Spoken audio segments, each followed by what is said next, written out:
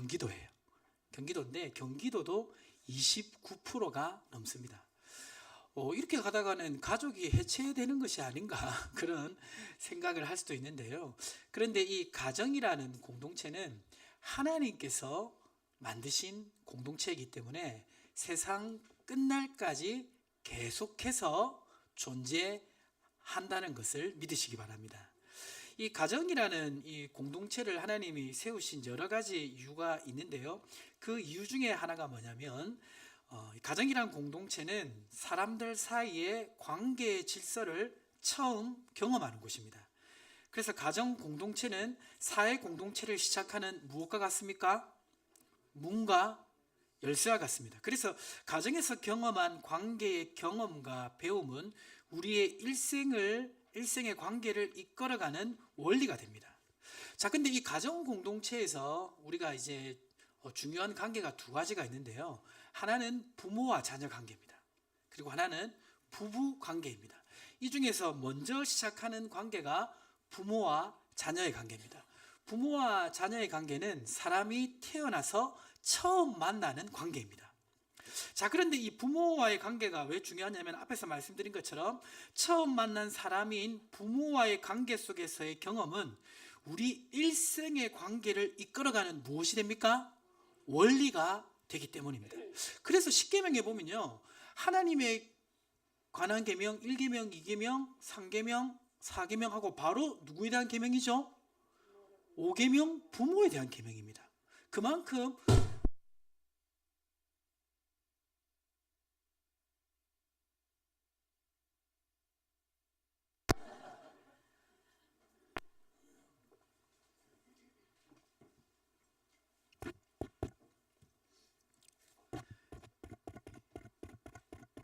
아, 아,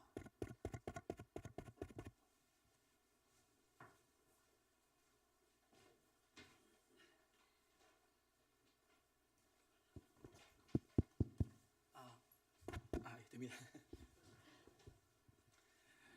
예, 그만큼 부모 관계가 중요하니까 사탄이 이렇게 방해를 하는 것 같습니다. 자, 근데 그 십계명에 보면요, 그 부모에 대한 계명부터 해가지고 각 사람들과의 관계를 말씀해주는 말씀이 있는데요. 신명기 5장 16절 말씀 한번 보시면요. 자, 한번 읽어보시겠습니다. 16절 말씀을 읽겠습니다. 너는 내 하나님 여호와께서 명령한 대로 내 부모를 공경하라. 그리하면 내 하나님 여호와가 네게 준 땅에서 내 생명이 길고 복을 누리리라. 예, 5계명도 있고 6계명 살인하지 말라, 7계명 간음하지 말라, 도둑질하지 말라, 많은 계명이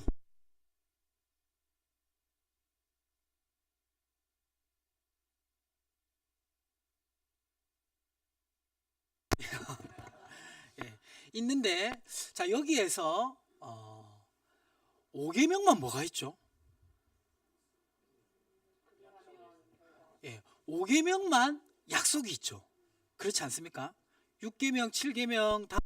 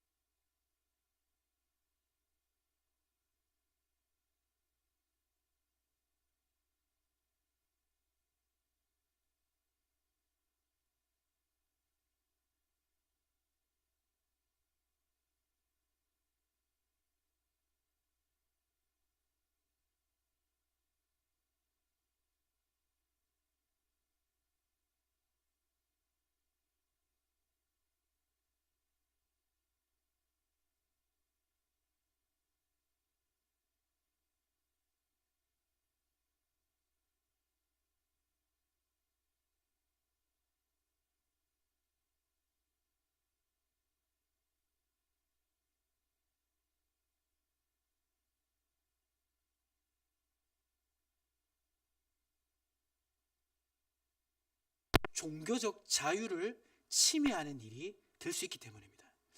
그래서 이 세속적인 평등 의식이라는 것을 우리는 성경적으로 잘 분별하고 받아들여야 됩니다. 잠언 22장 6절에 보면 분명히 성경은 이렇게 말씀하고 있습니다. 잠언 22장 6절 말씀 같이 한번 읽어보겠습니다.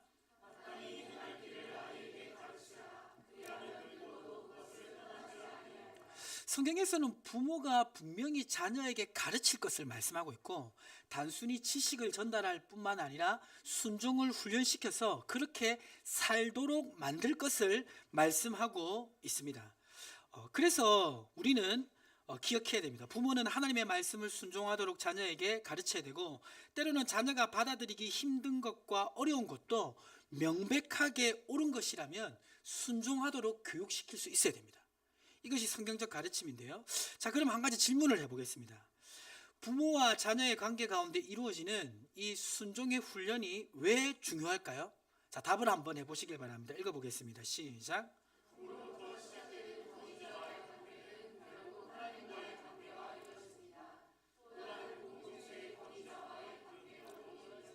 자, 이 부모에게 순종하느냐 안 하느냐 이거는 있지 않습니까? 나중에 누구와의 관계에서도 똑같이 재현되냐면 하나님과의 관계에서도 똑같이 일어납니다. 그 성경에 보면 이제 아브라함과 이삭과 야곱이 있는데, 이삭은 어린 나이에 아브라함으로부터 순종하는 훈련을 받았어요. 어쩔 수 없이 이제 그 밧줄에 묶이는 그런 일까지 있었죠. 그런데 이삭의 삶은 평탄합니다.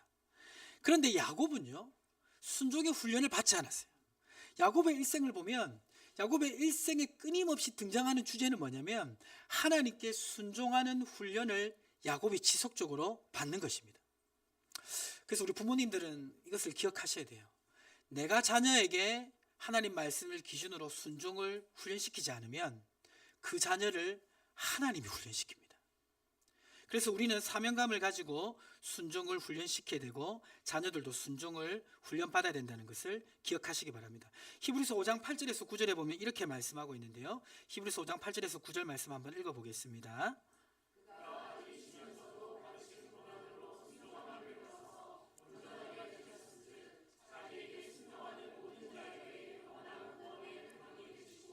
예수님도 순종을 통해서 온전하게 되었다고 말씀합니다.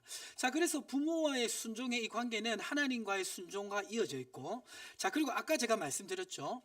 부모에게 순종하는 이 계명의 축복이 약속되어 있는 이유는 부모와의 순종의 관계가 다른 사람들과의 관계와도 이어진다고 말씀드렸잖아요. 기억나십니까? 이 부모와의 순종의 훈련은 자녀들이 세상에 나가서 다른 세상 권위자들과의 관계에서도 똑같이 연결되는 그러한 부분입니다. 그래서 로마서 13장 1절 말씀 한번 읽어보겠습니다. 시작.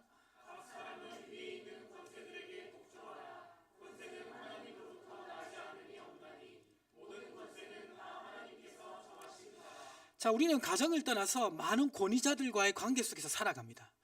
그런데 그 권위자들께 순종한다는 것이 때로는 힘들고 어렵지만 성경에서 어떤 약속을 하고 있어요.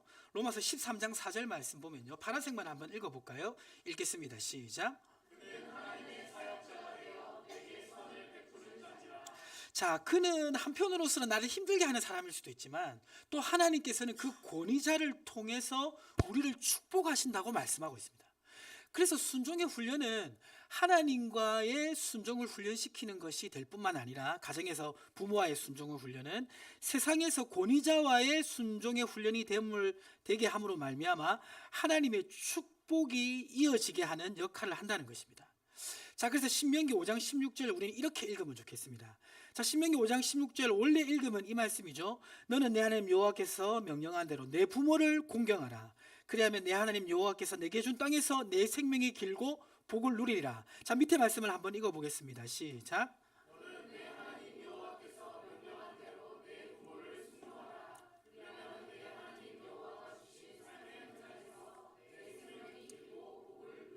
자, 그래서 부모에게 순종하는 이것이 하나님의 축복으로 연결된다는 것입니다. 이해가십니까? 그래서 우리는 부모들은 자녀에게 이러한 훈련을 시키고 자녀는 그러한 훈련을 배워야 된다는 것입니다. 두 번째로 오늘 말씀이 주는 메시지는 무엇일까요? 둘째 한번 읽어보시겠습니다. 에베소서 6장 2절에 보면 이렇게 말씀하고 있습니다. 내 아버지와 어머니를 공경하라. 이것이 약속이 있는 첫 계명이니라고 말씀하고 있는데요. 여기서 공경한다라는 것은 존경한다, 돌본다라는 의미가 포함되어 있습니다. 자, 근데 부모를 존경한다. 이것이 어떤 면에서는 너무나 쉬운 것이지만 때로는 부모를 존경하며 살아가기가 어려울 때가 있습니다. 자, 부모를 존경하며 살아가기가 어려울 경우 어떻게 부모에 대한 존경을 가지고 살아갈 수가 있을까요? 그 답은 뭐죠? 예, 감사하는 삶의 습관을 가지면 되는데요. 때로는 너무나 힘든 가정에서 이렇게 살아온 가정사가 있는 경우에 부모의 존재에 대해서 감사하기가 쉽지 않은 경우도 있습니다. 자, 그런데 생각해 보면요. 우리가 지금 오늘 이 생명을 얻은 것은 누구 때문이죠? 육체적 생명은? 그렇죠. 부모님이 육체적 생명을 우리에게 주었기 때문입니다. 자, 그리고 지금 우리는 어디에 앉아 있습니까? 교회에 앉아 있죠. 교회에 앉아 있다는 것은 우리가 구원받았음을 의미합니다. 그렇죠? 자, 그러면 내가 구원받게 된 것은 부모님이 나에게 육체적 생명을 주었기 때문에 구원에 이른 것이죠. 그렇지 않습니까? 자, 그렇게 생각한다면 내가 구원받은 이 놀라운 가장 큰 축복에 부모님이 한 역할이 있는 것입니다. 여기서부터 부모님에 대한 감사를 우리는 시작할 수가 있습니다. 그리고 살아가다가 겪는 여러 가지 많은 어려움들이 있지만 구원받은 자들이 살아가는 삶은 하나님이 합력하여 선을 이루시는 은혜가 있습니다. 그 요셉이 형들에게 팔려서 애굽의 종이 되었지만 나중에 요셉은 자신을 애굽의 종으로 판 이 모든 것이 하나님께서 이스라엘 백성을 구원하기 위한 놀라운 섭리였다고 고백합니다. 이 크리스천의 삶에서 중요한 것이 있는데요. 그것은 뭐냐면 사실보다 해석입니다. 뭐라고요? 예, 사실보다 해석입니다. 우리 가정사를 사실로 보면 참 너무 힘들지만 말씀 안에서 해석하면 그 안에서도 감사의 제목을 찾을 수가 있는 줄 믿습니다. 그런 감사가 있을 때 우리는 부모님에 대한 존경을 할 수가 있고요. 그리고 또 우리가 감사하기 위해서 기억해야 될 것이 있는데요. 그것이 마태복음 5장 45절에 기록되어 있습니다. 마태복음 5장 45절 한번 읽어보겠습니다.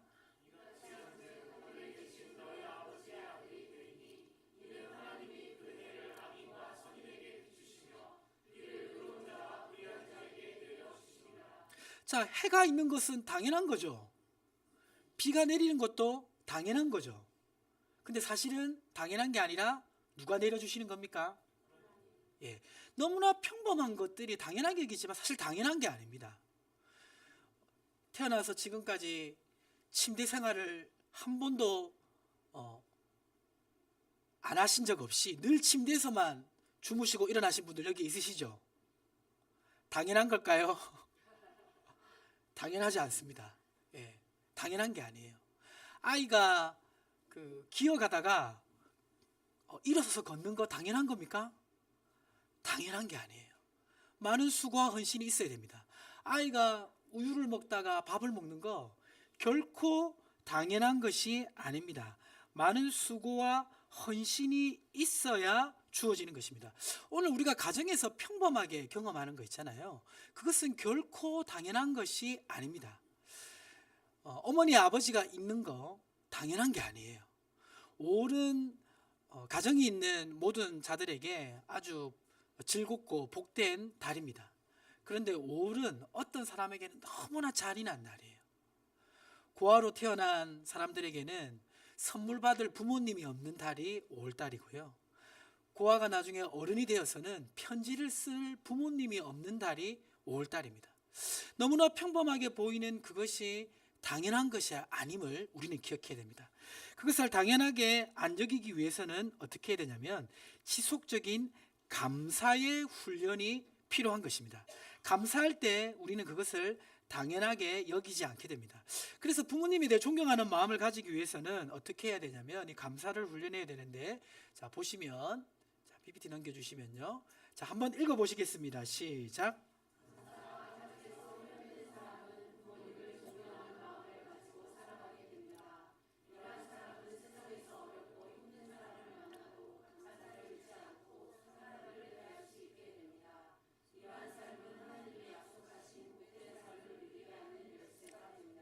부모님을 존경하는 삶, 감사하는 삶으로 시작되는데 이러한 것들이 훈련된 사람은요, 세상의 어렵고 힘든 환경 속에서도 믿음을 잃지 않고 살아갈 수가 있습니다. 그리고 이러한 삶을 통해서 하나님은 축복을 주십니다. 그래서 부모를 공경하는 것은 존경이라고 했잖아요. 부모를 존경하는 것은 감사를 통해 시작되는데 이러한 삶이 훈련된 사람은 세상의 현장에서도 승리할 수 있고 하나님의 축복을 경험할 수가 있는 것입니다. 자, 이 공경에는 존경과 함께 돌봄이 또 필요합니다.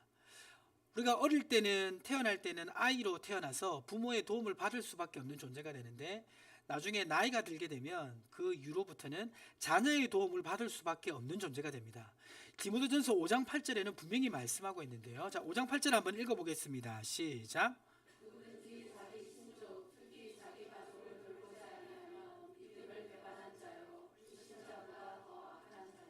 자, 분명히 가족을 돌봐야 될 것을 말씀하고 있습니다. 그 첫 번째 대상이 사실은 부모님이 되는데요. 자, 제가 질문 한번 해볼게요. 자, 이 네 가지 유형 중에 가장 복된 삶은 어떤 사람이 복될까요? 1번 하나님의 사랑을 받는 자가 복됩니까? 2번 하나님의 사랑을 실천하는 자가 복됩니까? 3번 하나님의 사랑을 받기만 하고 실천하지 않는 자가 복됩니까? 4번 하나님의 사랑을 받고 실천하는 자가 복됩니까? 답은 뭡니까? 4번이죠. 자, 그런데 성경에서 강조하는 것은 뭐냐면 그 실천할 제일 첫 번째 대상이 누구다? 부모님이라는 거예요. 그래서 5계명에 바로 부모님이 나오는 것입니다. 오늘 이 부모를 돌보는 것은 하나님께 받는 사랑을 실천하는 가장 기초적인 삶의 자리입니다. 그런데 이러한 삶은 결국 세상에서도 부모님 외에 사람들에게 사랑을 실천하는 삶으로 이어지게 만듭니다. 그래서 우리는 부모님을 존경하고 또 돌봐야 되는데요. 그 돌본다는 것은 경제적으로 돌보는 것을 의미하고요. 또 정서적으로 돌보는 것을 의미하고요. 또 영적으로 돌보는 것을 의미합니다. 우리 예수님은 십자가에서 못 박혀 죽기 직전에 너무나 고통스러운 상황에 있었지만 부모님을 돌보는 것을 잊지 않았습니다. 요한복음 19장 26절과 27절 말씀 보시면요. 자, 한번 읽어보겠습니다. 시작.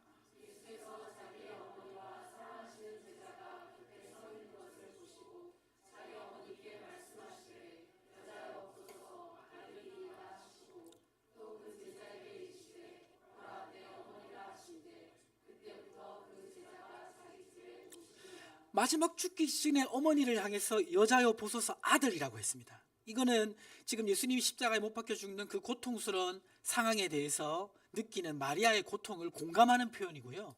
그리고 죽기 직전에 자신의 어머니를 돌보기 위해서 자신의 제자 요한에게 어머니를 부탁하는 마지막까지 부모님을 돌보는 예수님의 모습을 볼 수가 있습니다.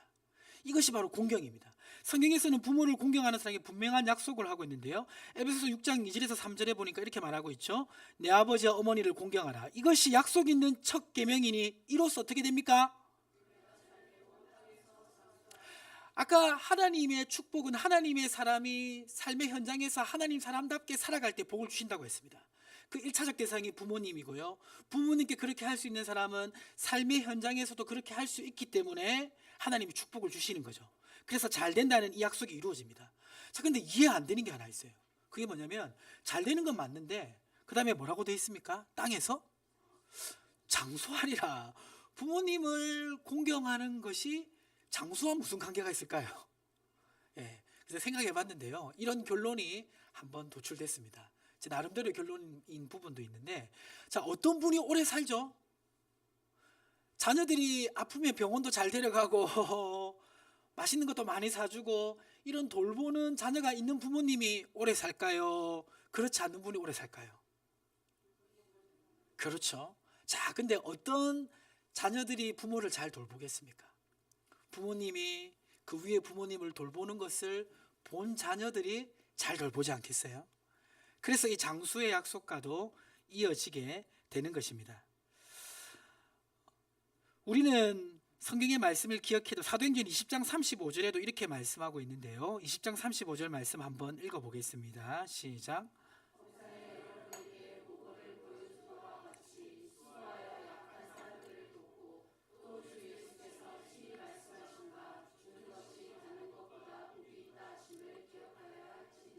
분명히 약한 사람들을 돕고 주는 것이 받는 것보다 복되다고 말씀하고 있습니다.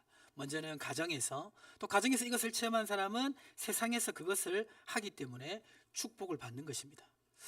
그런 면에서 본다면요, 우리 샘물교회 청년들은 복을 받을 것이라고 저는 어저께 저녁 오후 6시에 확신했습니다. 왜냐하면 어저께 오후 2시에 청년들이 오늘 어버이날이라고 식사를 열심히 준비했는데 그 준비가 6시에 끝났어요. 예, 그거 아세요? 이런 교회 없어요. 예, 어떻게 됩니까? 우리 집사님, 권사님 어떻게 되죠? 잘 아는 친구 권사님께 전화 걸어서 물어봐야 되죠. 어버이날 그 교회에서 뭐 먹었어? 이렇게 물어봐야죠.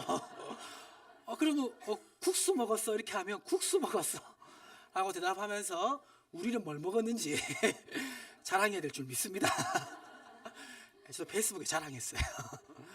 예, 이렇게 그 부모를 돌보는 자녀들에 대해서 축복을 약속하고 있습니다. 그래서 이제 우리 부모님 입장에서는 자녀가 부모를 공경하도록 가르치는 것이 나를 위해서도 그렇지만 자녀를 위해서도 필요하다는 것을 잊지 마십시오. 마지막으로 부모와 자녀 관계에서 기억해야 될 것은 무엇입니까? 마지막으로 기억해야 될 것 뭐죠? 한번 읽어보겠습니다. 시작.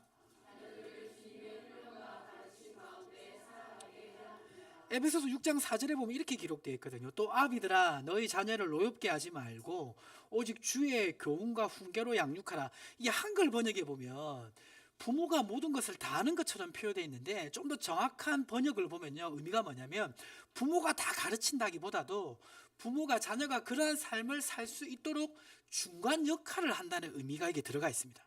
그러니까 자녀가 하나님 말씀대로 살도록 중간 역할을 하라, 이런 의미가 포함되어 있는데, 자, 그러기 위해서 기억해야 될 것이 그게 뭐냐면 부모는 자녀에게 믿음을 전수해 줘야 됩니다. 무엇을 전수해 줘야 된다고요? 부모가 믿음으로 살지 않으면서 하나님 말씀대로 자녀를 훈련시킬 수는 없어요. 부모가 믿음으로 살지 않으면서 자녀들에게 하나님의 말씀을 가르치면 어떻게 되냐면 디도서 2장 7절에 이렇게 기록하고 있습니다. 자, 한번 읽어보겠습니다. 시작.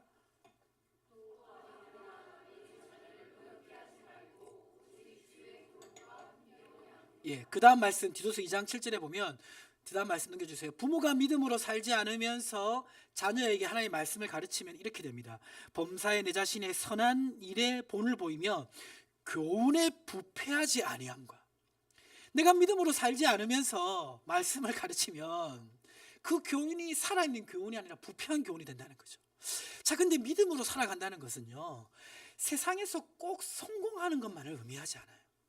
성도님들 살아보니까 믿음으로 살아갈 때, 믿음으로 살아가는 삶 속에서 성공하는 삶이 많았습니까? 어렵고 힘든 일도 많았습니까? 어렵고 힘든 일도 많았죠. 근데 부모가 맨날 믿음으로 승리만 해요. 그러면 자녀는 뭘 느낄까요? 자녀가 실패할 때 나는 왜 이럴까? 우리 부모님은 안 그랬는데? 그렇게 생각하지 않겠습니까? 믿음으로 살아가는 삶은 세상에서 성공하는 삶만을 말하는 것이 아니에요. 믿음으로 살아간다는 것은 진실하게 살아간다는 것을 의미하고, 그러한 삶을 살다가도 때로는 세상에서 실패할 수도 있고요, 넘어질 수도 있어요. 근데 이거 그 자녀들이 다 알아요. 부모가 넘어지고 흔들리는 거 자녀들 다 압니다. 근데 분명히 부모님이 넘어졌어요. 힘든 상황이에요. 경제적으로, 육체적으로, 정신적으로 힘들어요. 그런데 세상 사람들과 뭔가 달라요. 그 가운데서도 용기를 가지고 힘을 내고 하나님을 바라보면서 살아가는 그 모습을 보면요, 그것은 시청각 교재처럼 자녀들의 마음에 각인이 됩니다. 그래서 오히려 성공할 때 믿음으로 살아가는 삶만 자녀에게 유익이 주는 것이 아니라 때로는 넘어졌는데도 믿음으로 살아가는 그 삶을 통해서 자녀에게 믿음이 전수된다는 것을 기억하시기 바랍니다.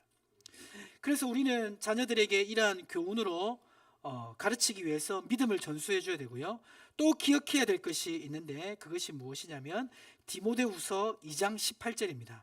디모데후서 2장 18절 말씀. 자, 2장 18절 말씀 마지막으로 한번 읽어보겠습니다. 시작.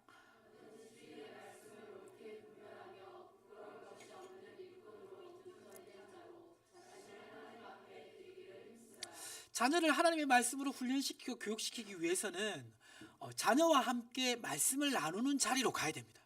근데 자녀와 함께 말씀을 나누는 자리로 가다 보면 꼭 일어나는 일들이 있는데 그게 뭐냐면 내가 말씀을 가르쳐 줘야 되는 상황이 발생해요. 그래서 우리가 자녀들을 말씀 가운데 훈련시키기 위해서는 벌써 말씀을 나눌 수 있는 자리로 우리가 가야 되고 그때 가르칠 수 있도록 준비를 해야 되는데요. 지금 우리 선물교회는 감사하게도 자녀들과 말씀을 나눌 수 있는 그런 시스템이 준비되어 있습니다. 어떻게 준비되어 있냐고요? 어떻게 준비되어 있죠? 제가 이번 주 설교를 하면 이 설교를 청년들은 같이 듣잖아요. 그러니까 나눌 수가 있죠. 그리고 청소년부는 어떻게 합니까? 다음 주에 우리 청소년부 김필홍 집사님과 선생님들이 그 말씀을 하잖아요. 그 말씀을 가르치고 청소년부도 나눔지가 있어요. 아십니까? 그래서 그 나눔지 가운데 이제 설교 들은 내용들이 있으니까 우리 부모님들이 청소년 그 이번 주 설교를 듣고 다음 주에 우리 청소년들과 그 나눔지를 가지고 나누면 그 가운데 말씀을 나눌 수가 있는 것입니다. 자, 그런데 이제 청소년과 청년들은 이렇게 나누면서 서로 이제 주고받는 것이 되는데 아까 말씀드린 것처럼 우리 어린 자녀들은요 그렇게 말씀을 이제 우리 교회에서는 지금 연결이 없지만 그냥 말씀을 한 장 같이 읽고 어린이 성경으로 읽고 나눌 수 있는 시간을 꼭 가시면 좋습니다. 어린 자녀를 두신 분들은요 자녀들과 함께 말씀을 나눌 수 있는 시간을 한번 가져보세요. 근데 가지게 되면 반드시 따라오는 게 있는데 뭐냐면 아이들이 질문을 해요. 근데 질문을 하는데요 언제 제일 당황스러울까요? 질문을 했는데 답을 못할 때. 때로는 아이들이 예리하게 질문합니다. 왜 학교에서는 원숭이에게서 사람이 나왔다고 가르치죠? 이렇게 질문을 해요.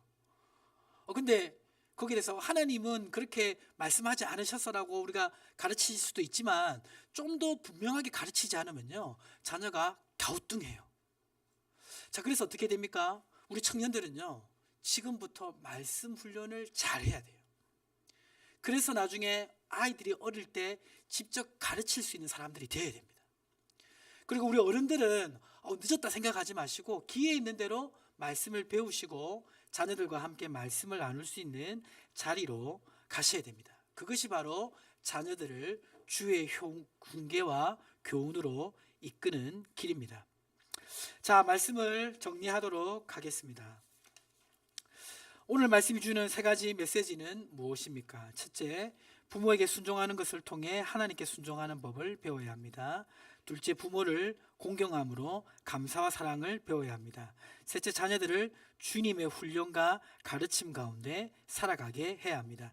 이 말씀 기억하심으로 말미암아 부모와 자녀 관계 가운데 승리하시는 우리 모든 성도님들 되시기를 주님의 이름으로 축복합니다. 이 시간 우리 같이